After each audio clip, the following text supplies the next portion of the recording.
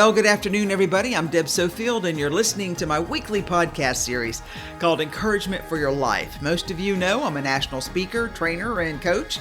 I like to say I help people find their voice and learn to use it.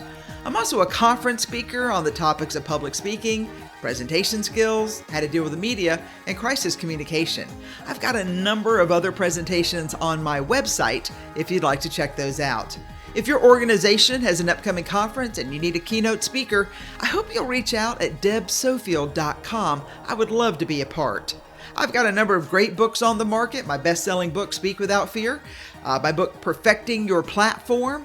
Both of those are on Amazon and Audible if you like to listen to books.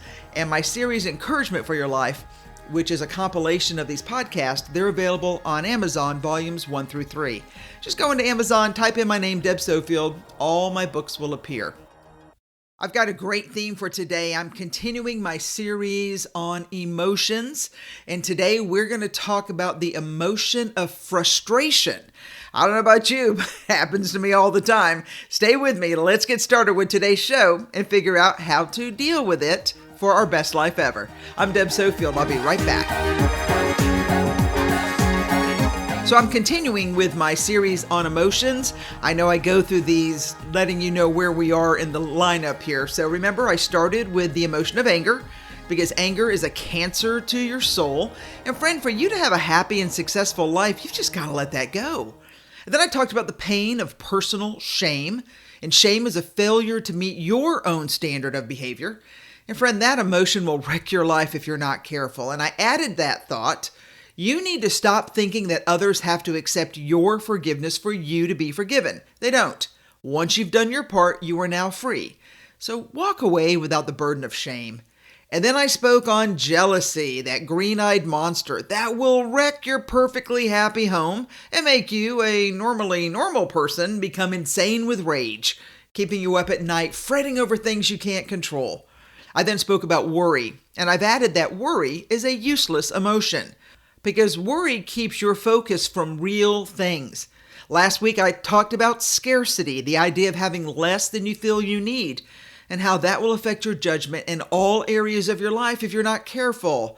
Because, friend, the world is full of opportunity, but too many people come to the fountain of life with a teaspoon instead of a steam shovel. All right, so today I want to add the emotion of frustration to the list because frustration will wear your life down to a thread if you let it.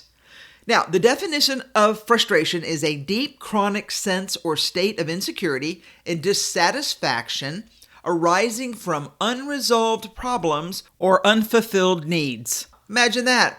You're taking an issue that you probably have control over, and you're allowing it to make you unhappy and dissatisfied with your amazing life because you're living in a state of insecurity due to unresolved problems or unfulfilled needs. That's my starting point today, to remind you that you've got some work to do if you want to get back up and get going in life. Friend, you're going to have to resolve some of the problems that are filling your heart, mind, soul, and spirit. Some listening today might even need to find a way to fill some unmet need. I wish it were easier, but it's not. So yes, you're going to have to do some work before you get better. But you can do it. Yes, you can. Now, before I go on, let me remind you that no matter what you think about yourself today, I'm here to tell you that you matter. Yes, I'm talking to you. Yes, you matter. So I need you to trust me on that thought as you continue listening. And then listen, if you want to go back to your no good, very bad, awful life, sure, join it. Okay, I'm joking. Come on, people. Well, since you matter, you have a place in this world that only you can fill. No one else can do that for you. So friend, let's set aside your sad sack feelings of insecurity and dissatisfaction with your current life and situation, and let's, at the very least, think about the next steps to move you forward. Without a doubt, like everyone else, I get frustrated from time to time about things I need to either make a decision about or things that don't happen the way I want them to work out. We've all had that feeling at some point in our life, right? What we do with that feeling is what will be the life-changing turn you need to make to see a new direction. I'm going to take the actual definition of frustration and walk you through ways to maybe force the issue to a final conclusion so you can move on and repair other issues in your life. So let's think about this. If the issue is an unresolved problem and it's causing you frustration, then we've got to find a way to bring closure to the matter. Or if the pain of frustration is an unmet need or a wound that needs to be healed, then that needs to be brought into the healing and cleansing light so you can find peace. Let's be honest, both aspects are hard to deal with because unmet needs, well, they just hurt. Whether it is the longing for a healthy physical relationship with your spouse that over time has grown cold and distant, to the point where nothing is interesting anymore. Yeah, that hurts. Or for some, it's the need to be accepted or believed in, cared about, forgiven, loved, feeling safe, supported, trusted, understood, and valued. By the way, that is a list from the top 10 emotional needs of a child and most adults. I'm not going to delve into Maslow's hierarchy of needs, since most of you listening today know them, or at least you've heard of them. But what I do want to stress is when it comes to the issue of unmet needs, only you can ask for what you need. Friend, nobody can read your mind. I find it fascinating when I talk to people who go on and on and on about how their spouse or friend or parent doesn't do what they want them or need for them to do. And I ask, hey, well, did you tell them what you needed? And the answer 9 out of 10 times is no, really. No, Deb. I mean, they should know. What? You're expecting them to read your mind to make things right? Then I'm often told, well, yes, they should know. They know me and they should know my needs.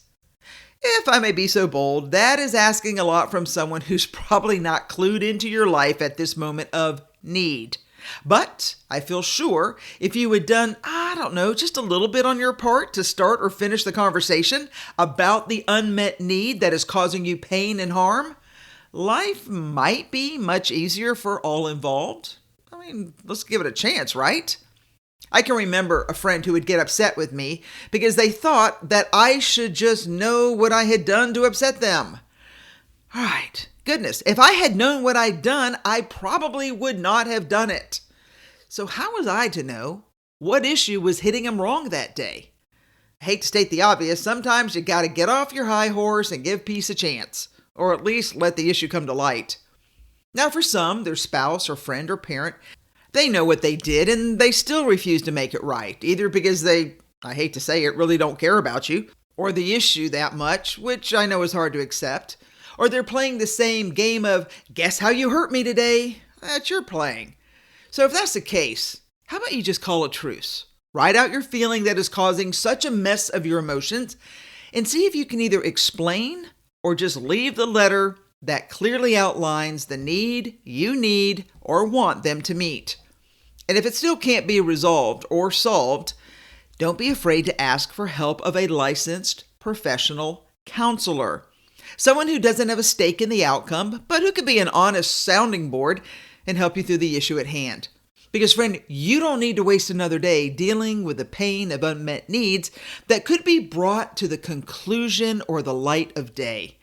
And listen, it might save your marriage, help you with your kids, or bring some clarity when dealing with your elderly parents. The other part of dealing with frustration is finding a way to deal with the issue of unresolved problems. I just finished reading a book by Marie Kondo. I'm a little late at this. The Life-Changing Magic of Tidying Up, the Japanese Art of Decluttering and Organizing. And what's interesting is I found a parallel to the issue of unresolved problems that just hang around to take up valuable space until you do something about them. Friends, just like socks that don't find their way in a drawer unless you take action, the problem that is weighing down most of you is probably not going to go away until you make a decision to either confront it, expose it, or deal with the issue that is a focus of your unresolved problem, which, for all intents and purposes, is causing you pain. I find that sometimes decisions I need to make, I just seem to hang around because I didn't know an answer, or I'm tired of dealing with a problem that in the interim, I just need a rest to see if 1, the answer magically shows up, 2, it solves itself on its own, or 3, if I made the issue greater than it is, and if given time, would the answer come to light? The problem for me is in the waiting, is many times I want an answer now to move on to my next big idea. I'm not good at waiting. If most of our frustration is caused by unresolved problems, how can we move forward to find restitution so we can keep going in the direction of our dreams? I've got a couple ideas that I've used in the past that I'd like to share. One of the most important things I do, being a person of faith, is I pray about the situation. And once I've stated my need and see how I see the situation, I ask for guidance in moving forward. And then I wait, which is not easy for me. Sometimes I find that leaving the issue on the table, in a sense, for a time relieves me of the burden of trying to fix it, because when I surrender the fight and lay my burdens down, I usually come to realization what most likely caused the problem. And then if I am the reason of the problem I caused, I can undo the damage, or be secure enough to know that I'm in the clear and the burden is not mine to carry. Something else I do is I sometimes just write the issue out.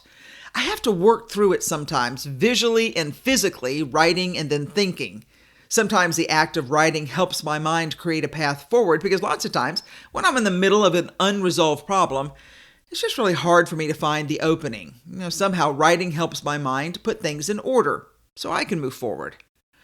And third, probably the hardest for me, is knowing that the problem that has landed in my lap is not of my doing or making, and therefore I am under no responsibility to fix it for others. Friend, don't be unnerved by a problem that others have forced you to be a part of that you have no business being dragged into. I find this to be one of the greatest frustrations I've ever encountered. Remember this, people don't like to suffer alone, so they throw a net and see who else they can rope into being part of their drama. Oh, goodness, run away from these people, whether they're family or friends or business partners. You will never be safe. No one should live in a state of uncertainty and dissatisfaction from unresolved problems or unmet needs or unfulfilled needs. So here's my point. Today is the day for a new start. Hey, maybe even a new direction. Or maybe you stay on this path with a renewed sense of self and purpose because, yes, you matter. And you are needed, and you are loved, and every day you hide your gift, your light, yourself, you've lost a day of purpose. And you and I know deep down inside, you are better than that. I know it. You know it. It's just frustrating that things don't go our way. And because of that, I think sometimes we just get all caught up in the net, when really we should just set a plan, cut ourselves free, and keep walking.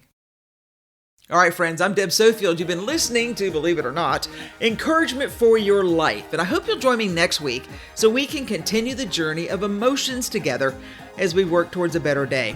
And remember, I don't care what the world says about you. I want you to know that I care about you. And I care about you because you are wasting time with frustrations in your life that have an answer. You just have to do the hard work of figuring it out. And here's the promise I make. I will walk alongside you until we figure it out, and then you can follow your dream for an amazing life, and I'll walk alongside you till we get to the end.